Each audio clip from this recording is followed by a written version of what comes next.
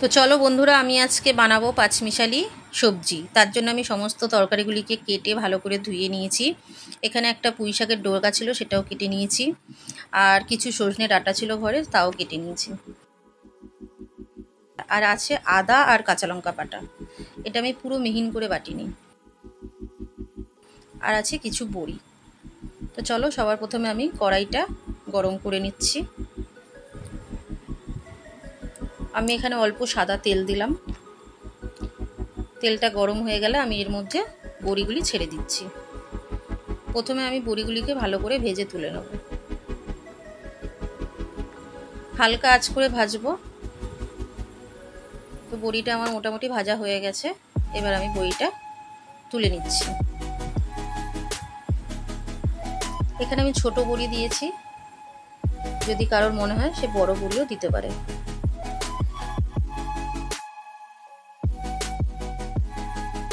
এবার আমি ওই কড়াইয়ের মধ্যেই আবার সাদা তেল দিলাম। এবার ওই তেলের মধ্যে আমি একটা শুকনো লঙ্কা, দুটো তেজপাতা ফোড়ন দিচ্ছি।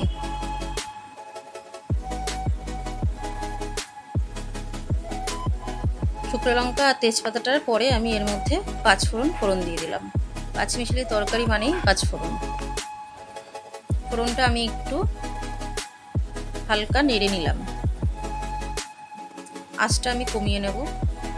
এবার এর মধ্যে যে আদা বাটাটা আমি রেখেছিলাম বেটে শিলনোড়ায়, আদা আর 4টে কাঁচা লঙ্কা আমি এখানে বেটে রেখেছি, পুরো মিহিন করে আমি বাটিনি, সেটা দিয়ে দিলাম। হালকা আমি একটু এটা ভেজে নিচ্ছি। পুরোপুরি আমি বেশি আজে ভাজবো না। তারপর আমি সবজিটা দিয়ে দিচ্ছি।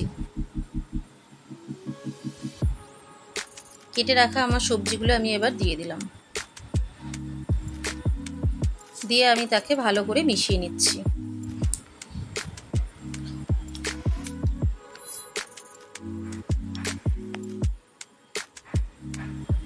ভালো করে মেশানোর পর আমি ওকে ঢেকে দিলাম। আমি 5 মিনিট পর ঢাকনাটা খুললাম। সবজিগুলো আমার একটু মজে গেছে। আমি একটু নেড়ে নিচ্ছি ভালো করে।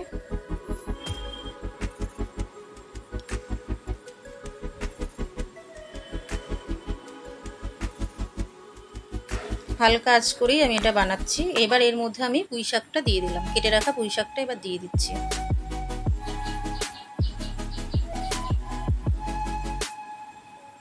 এবার আমি একে ঢেকে দিলাম। ঢেকে আমি এবার 10 মিনিট হতে দেবো।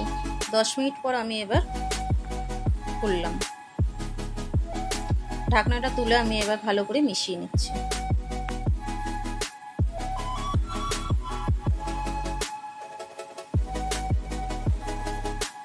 এইভাবেই আমি এটাকে হালকা আঁচ করে ঢেকে বানিয়ে নেব। আমি আবার 5 মিনিট পর ঢাকনাটা খুললাম। খোলার পরে আমি এর উপরে সজনে ডাঁটাগুলি দিয়ে দিচ্ছি। ডাঁটাটা দেওয়ার পরেও আমি আবার একটু সবজিটাকে মিলিয়ে নেব। ডাঁটাটা আমি একটু লাস্টেই দিলাম, নয়তো একদম পুরো ভেঙে যেত ডাঁটাগুলি। আমি আবার ঢেকে দিচ্ছি। ঢাকনাটা তুলে দেখলাম আমি মোটামুটি সবটাই মজে গেছে। এবার 2টো কাঁচা লঙ্কা দিয়ে দিলাম।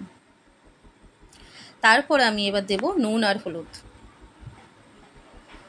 আমি সবজিটা একটু মজে যাবে, তারপর নুন হলুদটা এখানে দিচ্ছি। দিয়ে এবার এটাকে আমি ভালো করে মিশিয়ে নিচ্ছি। হলুদ নুন দেওয়ার পরে ভালো করে সবজিটা আমি মিশিয়ে নিলাম।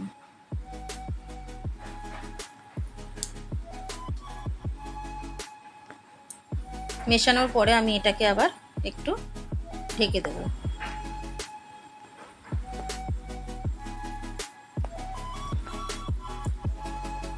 তো আমি আবার একদিকে একটা ভাজা মশলা তৈরি করব। তার জন্য আমি একটা শুকনো লঙ্কা দিলাম, আর দেব কিছুটা গোটা সাদা জিরে। এই ভাজা মশলাটা আমি সবার লাস্টে তরকারিটার মধ্যে দেব। তো লঙ্কা আর সাদা জিরেটা আমি একটু হালকা ভেজে নেব, যাতে খুব পুড়ে না যায়। আমার এটা ভাজা হয়ে গেছে, এটা আমি এবার নামিয়ে শিলনোড়ায় ঘুরিয়ে নেব।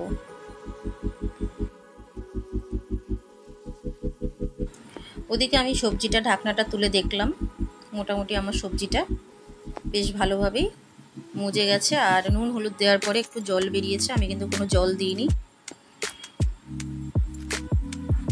ওই জলেতেই আমার তরকারিটা কিন্তু সিদ্ধ হয়ে গেছে সব। এবার আমি এর মধ্যে দিয়ে দেব বড়িগুলি, ভেজে রাখা বড়িগুলি আমি এর মধ্যে দিয়ে দিলাম, দিয়ে ভালো করে তাকে মিশিয়ে নিচ্ছি।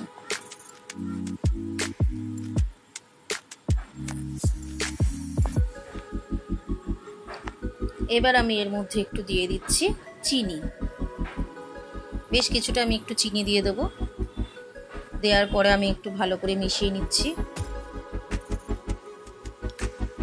মিশিয়ে নিয়ে আমি এবার এটাকে একটু ঢেকে দেবো।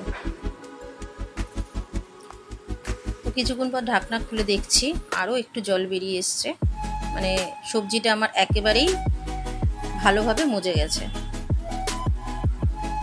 তো এরপর আমি যে ভাজা মশলাটা করে রেখেছিলাম, জিরে আর শুকনো লঙ্কাটা, এটা আমি লাস্টে দিয়ে দিচ্ছি। ভাজা মশলাটা আমি দিয়ে দিলাম, দিয়ে আমি এবার একটু নাড়িয়েই তাকে কিন্তু সঙ্গে সঙ্গে বন্ধ করে ঢাকা দিয়ে দেব। এরপর আমি আর কিন্তু বেশিক্ষণ একে হতে দেব না।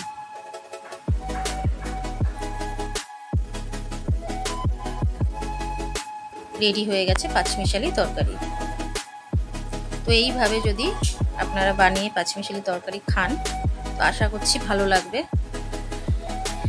যদি ভিডিওটা ভালো লাগে তাহলে একটা সাবস্ক্রাইব করে দেবেন, আর আমার ভিডিওটার মধ্যে একটা লাইক কমেন্ট করে দেবেন।